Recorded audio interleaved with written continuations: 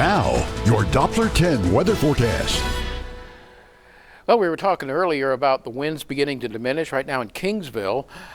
East-southeast at 14 miles an hour. You're looking at 77 degrees. Very nice out there. Down on the bayfront here in Corpus Christi, also very nice. 76 degrees and east wind at 20 miles an hour. In fact, if you looked across the board, temperature generally in the 70s. You got a couple low 80s inland, and that wind out of the east and southeast at 10 to 20 miles an hour. Now, eventually, that's going to start bringing some moisture back in the form of clouds.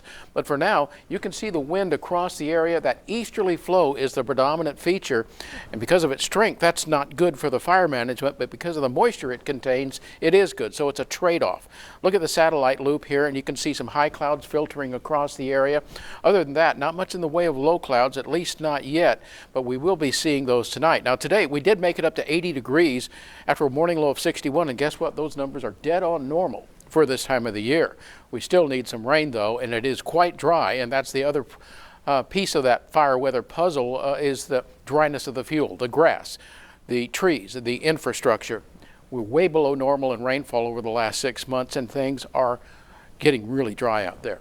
Overnight tonight, though, we're going to be sticking down into the middle to lower 60s, and as you move into tomorrow, we have a slight shift in wind to the northeast during the morning hours, and that becomes more southeasterly later on, and allow the temperatures to run back up into the middle 80s to around 90 degrees tomorrow afternoon.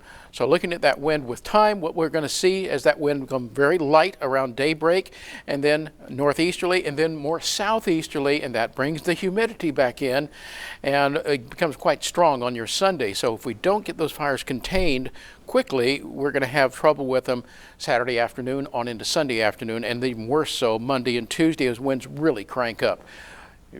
Your coastal marine forecast is looking pretty nice, though. You're going to have partly cloudy skies out there, northeast wind at 10 to 15 miles an hour, 4 to 6 foot seas. The rip current risk will be moderate in the morning and then drop to low in the afternoon. That's some pretty good news. Here's the extended picture, though. Monday, we have another front that will be knocking on our door. Now, the problem with this one is that doesn't have a lot of push. So instead of making it down to us, it kind of skirts across North Texas and backs up as a warm front. We're going to be left out with only a trace of precipitation. Now this system here is the one that may give us a sprinkle or two tomorrow morning, but it's out of here very quickly. And here comes the one that could potentially bring us some rain on Monday. Unfortunately, look at the track and the weakness of it. It's going to be too far north to give us much of a push.